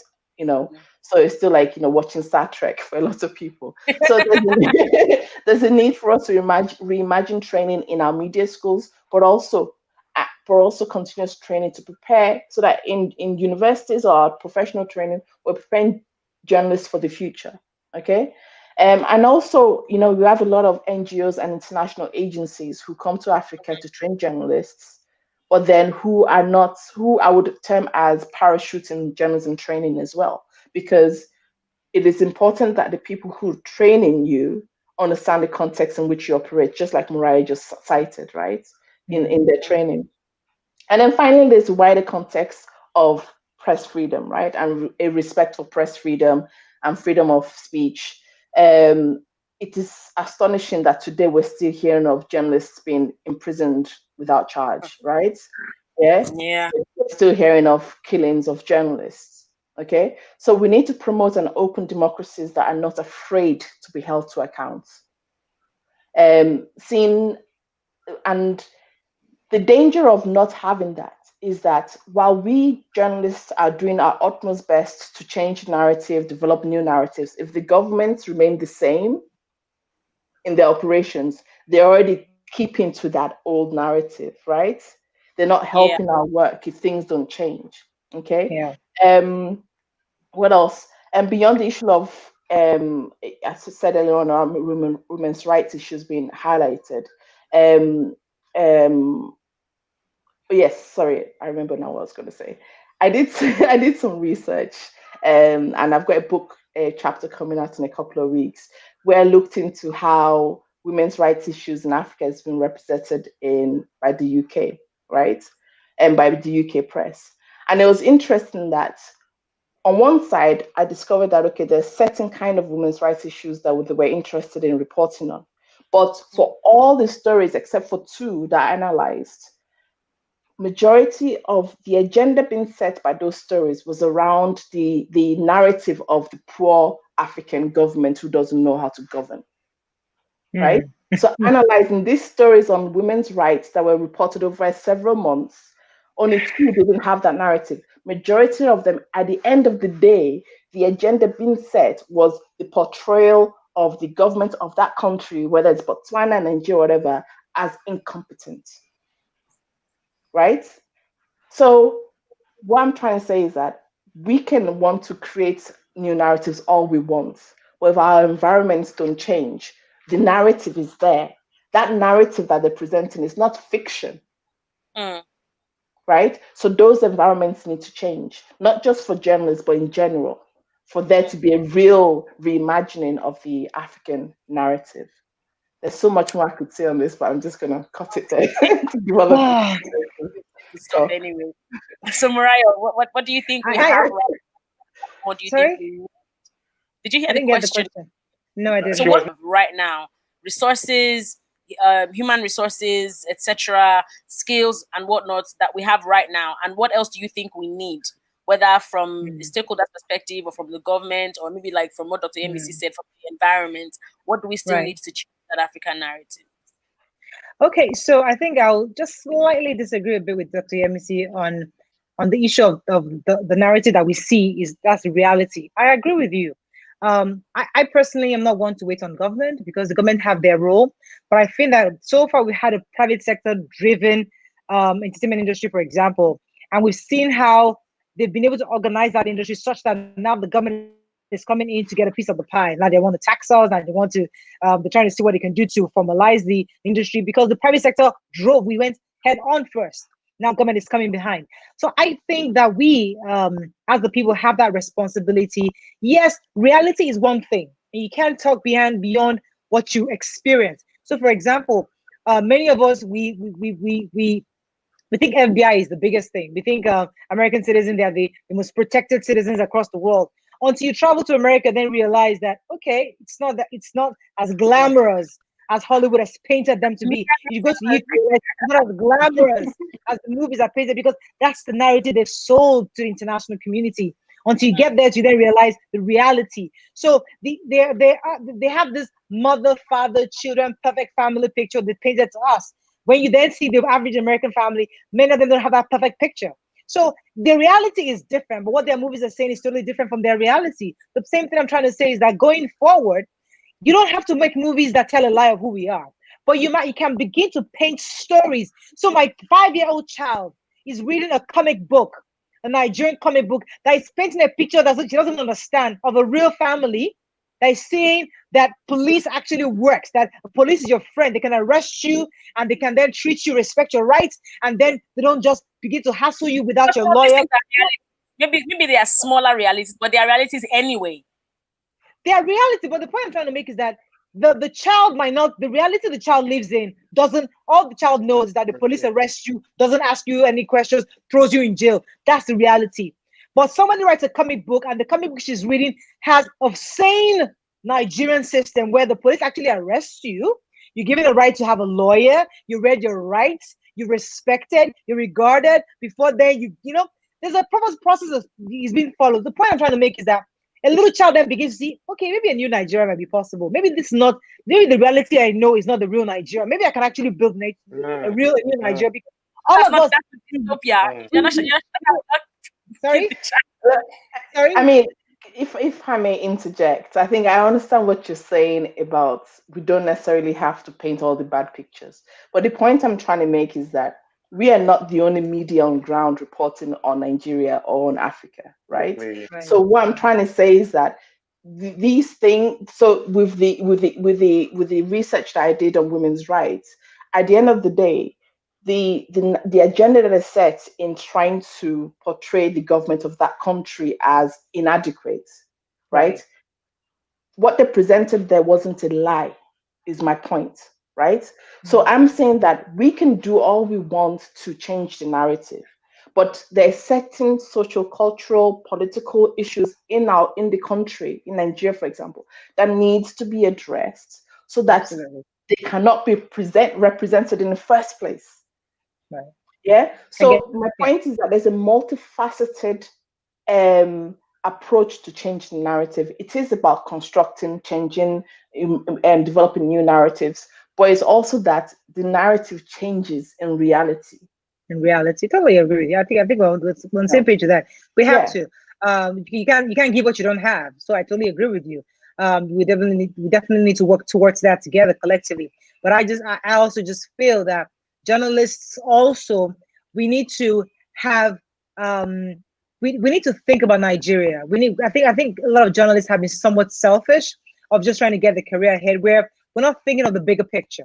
We're not thinking of ensuring that the stories we're telling, is it for the betterment of the country, for our people, or is it going to further damage the international perspective on who we are? So it's important that we begin to put country first in a lot of things we do. And that's pretty much my reasoning. You know, what other ways can we begin to change things individually and then collectively?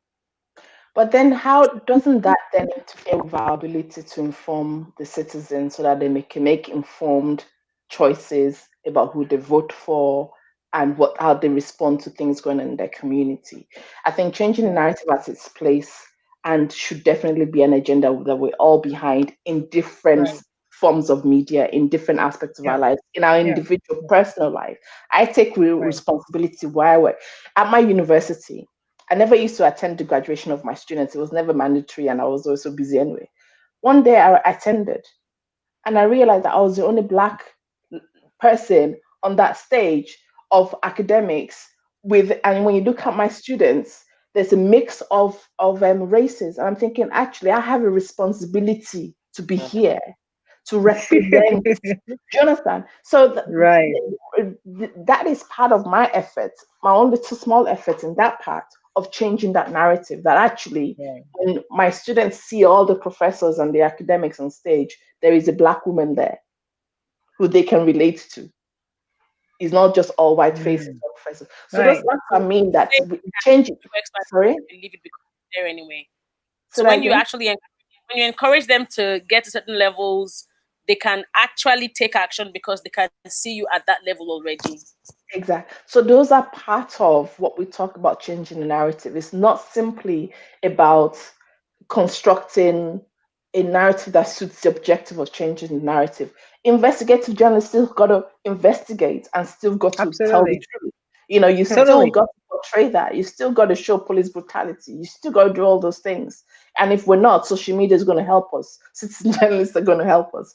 So, but it's you know, I'm just trying to say that there's so many layers to this, and it's not just a case of. But I also think that in a way, one can also look at it from the perspective of looking at lesser told stories, right? So in the event that certain things are happening in some parts of Nigeria or Africa, for instance, but they're not being put on the world stage, right? If we can have more of those, if more people can cover those areas, that can of course change the narrative in a way. It doesn't mean that it's happening on a higher level, or whatever the word is, but it's happening anyway. So it's a reality somewhere. Right. So and bring that to the fore and make it a big story where it's like, okay, this will not be happening every day, but it's happening somewhere. With regards to voting right leaders, maybe in some states, for instance, and Oyo State, for instance, they actually exercise the power of their fingers. They voted in someone who is now changing Oyo for the better, right? Make that a national story, for instance. Talk more about it, and then other people can see the need to actually vote for someone who will change the country at the federal level. So I think in a way that also is, I guess, a good narrative. When you talk about small can I just add more to this? You made mention of telling most of the untold stories and all. And I remember during this pandemic, during the lockdown, I hope my mom is not listening to this.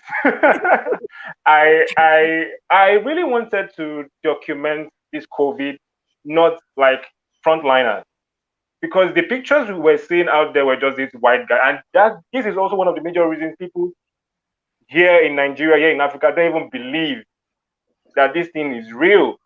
I pushed it out one day that I really want to go to this isolation center to tell stories, visual stories about this thing. I think my sister heard about that, like, you're not going anywhere. But I was more interested in pushing these stories out for people to get to know that this is happening. And it's very, very sad that when it comes to this topic, even when I see billboards now, the images there are not authentic, that something we can relate to. So we are lacking these things, these pushing out genuine stories that are not really told to some level. So I really wish we've grown beyond that place, that as a photojournalist I can walk to an isolation center, introduce myself to them, and they literally give me access to do what I want to do. Yeah, BBC, they'll give you BBC. Thank you very much. I mean, I was even going to say about what you said earlier, Mariah, about the coding documentary that you did. Right. And then Rona Maya did the one for the BBC, and she got nominated for the International Emmy because it was a great story. But it really illustrates that the fact that the government changed policy based on an international media's reportage and not based on the national media's reportage shows how difficult the environment journalists in Nigeria have it, because you are reporting on these development issues, you are reporting on these things that require change, but change is not happening because of a lack of a respect between government and media, of a conducive relationship where actually the government take it serious when an investigative story comes out on TVC, for example, right? And therefore act and change. But so that's what I mean about the challenge of changing narrative, because by doing that investigative story, you are contributing to changing a narrative. But the next stage was for the government to actually do something about it so that that narrative actually changes for real. But that didn't happen because they were more interested in the international media's reporting of it. Now, I've not watched yours, so I cannot speak to the story itself. It's TVC. It wasn't my personal production. It was TVC. Yeah, go ahead. TVC, yeah. But you get my point. The point is that even when you are reporting the negative stories, when you're highlighting the issues in society, the way it should work is that the government reacts by doing something about it, and that narrative changes. But that doesn't happen. Right? So that's another layer of the challenges that media face in changing the narrative, where the actual thing doesn't change. So if I can ask right now, individually, for each of you here as we coast home, what would you say is the number one narrative you want to change about Nigeria? What is perhaps most pressing to you if you had the opportunity? Genie in the bottle. This is the one thing that can be addressed right now that will actually say the word and it changes. What is the most important thing to you right now about the Nigerian or African narrative that you want changed?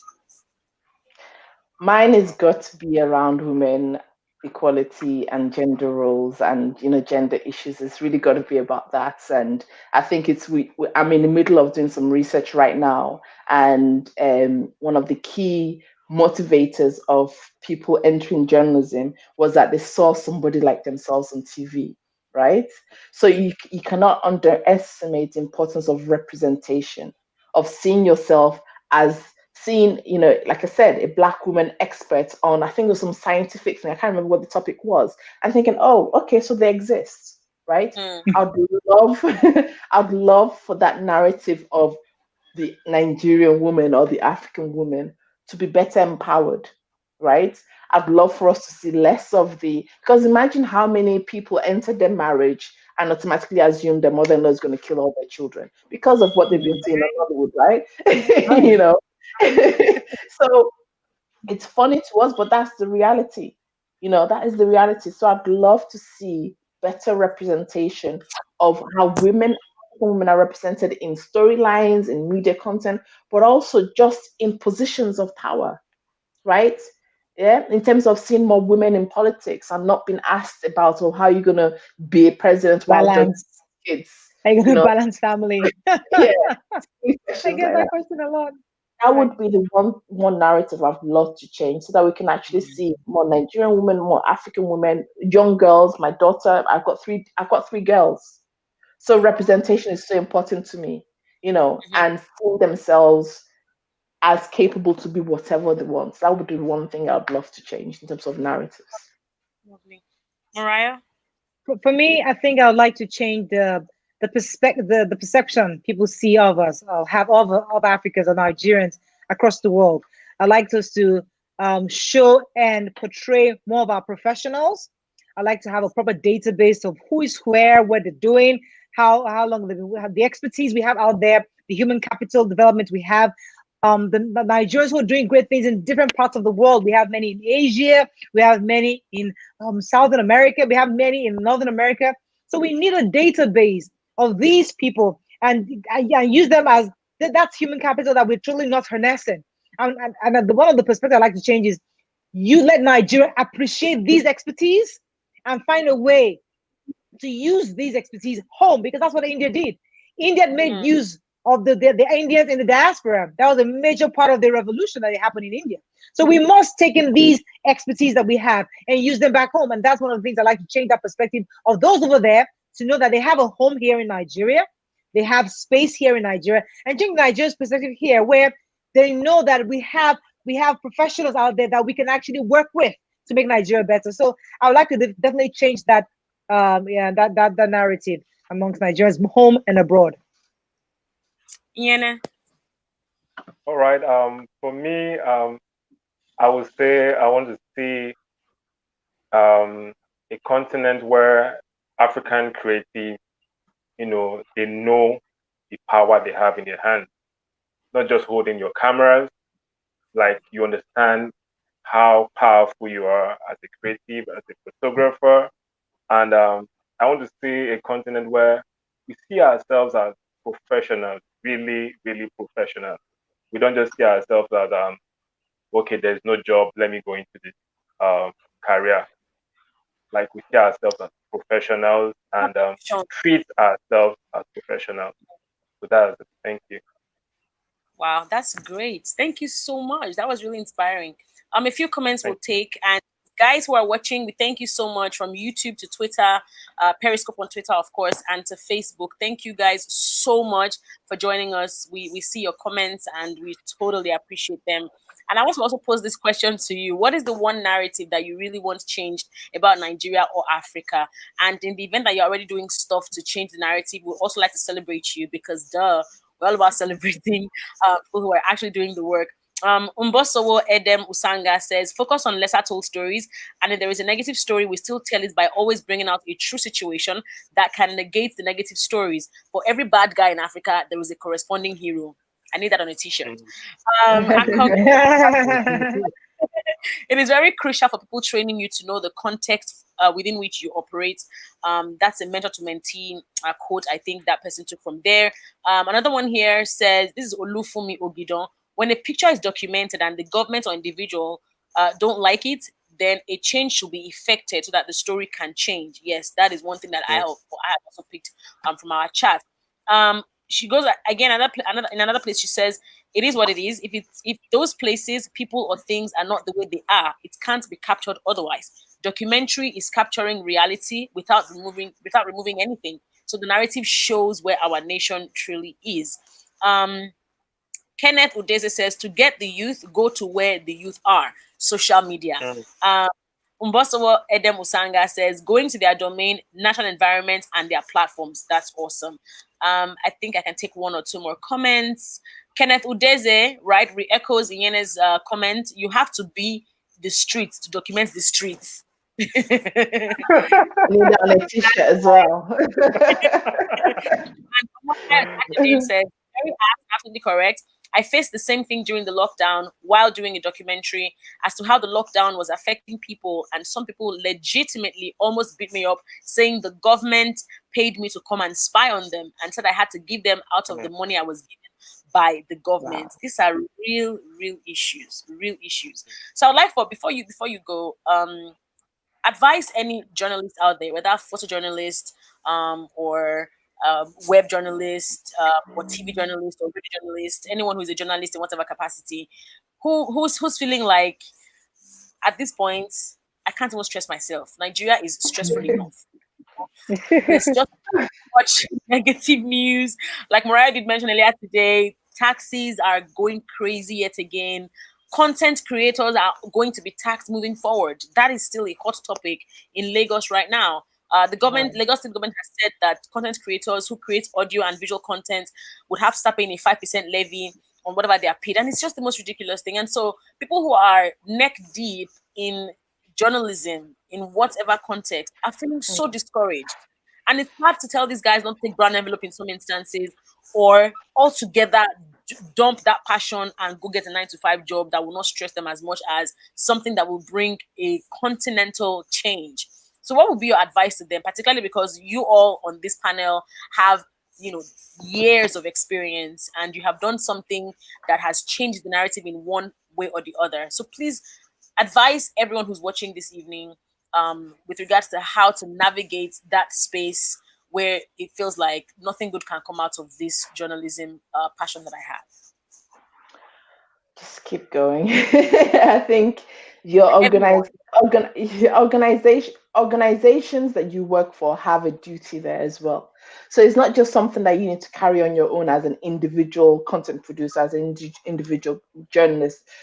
Within your organizations, your leadership should be having serious conversations about these things, right? They should be having conversations about your security. They should be having conversations about the relationship they have with government. They should be having the conversation about what you said in terms of people not trusting journalists, right? So your organization is to sit down, have a serious conversation with itself, and set out an agenda, set out a policy, set out a call to action, right? And those are the kind of things that can then create collective action amongst a group of organizations who are there to set in as ways of operating and addressing these issues. I think, what can I say about the government of today? There's a lot of things that we're dealing with, the social media bills and all those kind of stuff that really does not encourage a free and fair environment for journalism. But it's our country. We've got to do our parts, and you can't give up on it because it's ours and we've got no choice. But and then also I've never been somebody to stick with one thing at a time. I do multiple things, which is easy for me to say. I don't have the kind of security concerns that maybe they might have and stuff. Have your side hustle, man.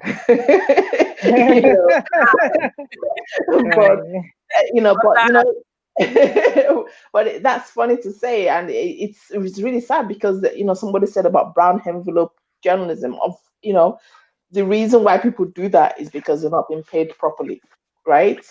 That is the fact, and because there is no the I don't know how stringent the organization to work with are around those kind of things, So I don't know. It is very, very tiring to see the direction the country is going, and but do your best in your own space that you can do, and don't, like Mariah said, don't wait for government to do everything. We have our own in your organization. If the country is corrupt, doesn't mean your organization has to be corrupt, right? If people are paying bribes in other organizations, doesn't mean you have to pay bribes in your organization. If people are sexually harassing their staff, doesn't mean you have to do it. So you do your own thing and live the kind of environment, kind of life, the kind of construct the kind of culture in your organization that is exemplary.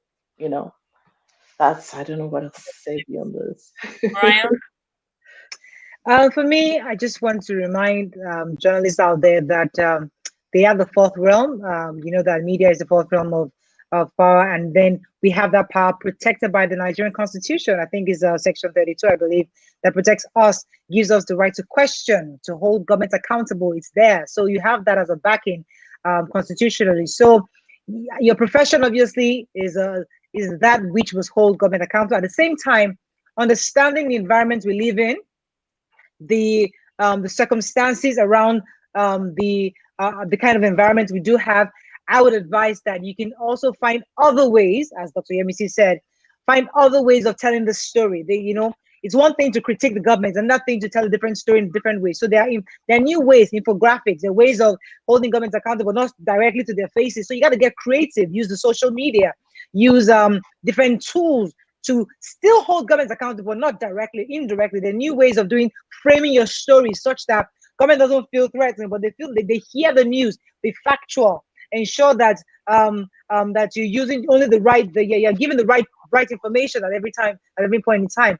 And where you are stepping on government toes, also understand, aside from the fact that you're protected by the Constitution, also know that there are powerful people out there. So use wisdom when to press the brakes. Know when, be ethical. At the same time, be reasonable. Use your head. So pretty much that's my advice. But the truth is that we have an amazing opportunity here, and I think social media has given us the opportunity to tell stories in different ways. So I think that we just have to get creative about these things. You have to get creative about it and still do the job that we have to do. Thank you, Mariah. Iene? Well, thank you so much. I learned from our two speakers. For me, I would say as a journalist, I think we need to start to, in as much as we want to like put ourselves in place, but we need to start to think beyond ourselves. Yes, the industry might not be well paid like that, but I think until when we look beyond ourselves, I think that's where real impact will come and real Mm, change will follow. So it's not just about ourselves, it's about how we can create these changes in a little way. It's not something you need to do very, very big. It's not something, but Mm. just keep showing up. I do whenever I just want to share last word to people, I just especially to young journalists, I just show up, and I'll give example with this Igbo apprenticeship. Most times these guys will open their shop morning to night. Some days they don't really even sell anything, but the next day you still see them opening their shop, singing songs, like cleaning everything, expecting something to happen. But they keep showing up regardless of what is really happening. So for us, I would just say we should really just show up consistently. And with time, this change we are praying for, I believe with time and with our collective effort, that's really very strong. With our collective effort, we'll really see these changes by God's grace.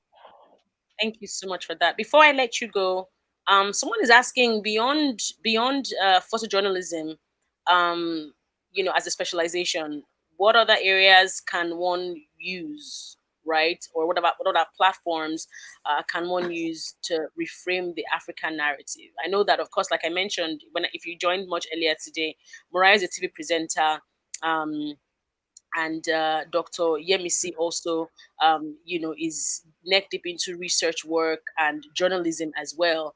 She's a writer as well, and she's won. I mean, all three of our speakers today have won awards in the areas that they specialize in. But beyond the areas that all three of you specialize in, what other areas can one use to reframe the Nigerian or African narrative? Okay, There's a thank you so much for yeah. that question. I think for this summit, we didn't limit it to just journalism. There are like different channels you can use through your content. If you're a writer, content writing, you can do this. If you're a graphics designer, you can. Like if you're passionate about the SDGs, you can. If you're in the media space, entertainment space, like everything just boils down on intentionally channeling what you're doing to this direction. So regardless of what, even if you're a cook, you can celebrate the rich African food. If you're into tourism, you can push out like regardless of what you're doing, Mm, you just need to put this in mind and see how you can change, still do what you do, but still channel it towards um this topic, reframing the African narrative. And I Right. also want to use Right. this to share with Dr. Yanisi. I think maybe we'll talk about this soon, but we did a research PhotoWaka sometimes last year, and we observed that there was this huge gap in the gender between the male and female gender in the photography industry in Africa. Earlier Mm. this year, we initiated Project 500 initiative, which was to train 500 females for free across the 6 geopolitical zones in photography, in partnership with the United Nations Nigeria also. And it has been an amazing experience because for me, I believe females are kind of naturally creative. They just need that empowerment and that push. And I'm so happy. I never even thought about it. It was after everything I just saw more, we have more female speakers yeah, for this Yes, summit. we And are, I was we're like, out. wow. I was like, really, yeah, we did well. And I'm so grateful that I'm on this panel with you guys. Thank you once again, ma'am. Um, Mariah Mm. Folabi Brown, thank you Yeah. so much, Thank ma'am. you. Thank you for acknowledging our request. Dr. Yemisi, thank you so much. It's a great honor It's a to pleasure. speak on this platform with you. Thank you. It's a thank you so pleasure. much. Anyone want to add anything else with regards to specialization? I think that I was going to say that we all know there's advocacy journalism, pick an issue around. Thank God Dr. Jeremy MEC is focused on women issues, women-related issues. Pick up an issue, environmental issues. There are issues concerning there are the LGBT is big abroad, but it's not yet here in Africa. There's a community that is growing, and gradually they are thinking of reaching out to Africa. So these are issues that you can begin to talk about. You can begin to raise issues about. So you can use advocacy. You can we talked about Hollywood earlier. Sorry, not Hollywood, Nollywood, where we can now begin to start reframing and rephrasing the content. For example, this Genevieve Naji had a movie recently. What's the name of her latest movie, where the father, the Lionheart. We all expected the brother of her father to be the clog in the wheel, but because that's a normal narrative, if you remember the story, we expected the father's brother, after the father had died, I think, or something, to be the clog in the wheel, but he didn't. He was actually her support, her strong support, which is totally different from what we're used to. So these are little things we begin to change in Nigerian storytelling, that begin to change things and let people understand that things don't have to go a certain ways. So you have in your own capacity, the citizen journalism has said, you as a citizen, as a person, can begin to look for stories that sell the positive aspect of Africa. So there's so many avenues, just as he has said, the different ways you can pick an issue and then focus on it on the positive way. Yeah. And just to add to that really briefly, I would definitely encourage you to find a niche. There's so many things out there. If it's about Nigeria, you don't have to focus about the whole of the Nigeria. Find something, a specific niche that not many people are talking about, And I'm very careful of how I write on social media, in the sense that you don't just find me just saying any random thing. I would have thought about it for hours or days before. I like to educate myself before I comment on anything. So, you can create your own brand simply by writing on LinkedIn or Twitter or whatever platform about a particular niche that you're interested in. And before you know it, people will begin to associate you with that thing, and you've got a brand new career that people will be asking you to speak on and do other things. So there's a lot of opportunities. I think social media presents us with so many opportunities, and the world is your oyster. Exciting. Thank you so very much. I guess on the final note, someone said something I would like to share. Tara Banere, we should have a hashtag called hashtag African Narrative. It would create a platform for positive storytelling and change outsiders' perspective about us. So admin, I hope you have taken note of that. You go. There you go. Yeah. Thank you. Thank you so very much. Thank you to everyone who joined from Port Harcourt to Akwa Ibom, Lagos. We appreciate you for joining us on the evening session of day one for the PhotoWaka Virtual Summit. Thank you to our speakers as well, Sir Inyene, Morayo Afolabi Brown, and Dr. Yemisi Akimbobola. We appreciate you, and we hope that when next we call upon you, because it's going to happen again, we hope that you are going to respond positively. Thank you so very much. You have something to say? Thank you so much, Bella. Thank you so much, Bella Rose. I just wanted to, if you don't mind, say that African Women in Media, we're going to be launching a photojournalism award later shortly, really soon actually. So please do go on our website, africanwomeninmedia.com, and subscribe to our newsletter so that you hear when the photojournalism award is launched. Exciting, guys. African Women in Media. Okay. Womeninmedia.com. Yes. Dr. Yemisi I can't find you on Instagram. I can't find her social media. I'm on. So my social media is at Dr. Yemisi, Dr. Yemisi. Okay, I think I that's saw that. my Twitter handle. As well as Morayo Brown. It's scrolling on the screen right now. Please follow them, ask them questions, and I'm very, very sure that they will answer you very warmly. I'm Bella Rose Okoji, and this has been really exciting moderating this panel. Thank you so very much. Have a fantastic Bye. Bye. Bye. Bye. Bye. Bye.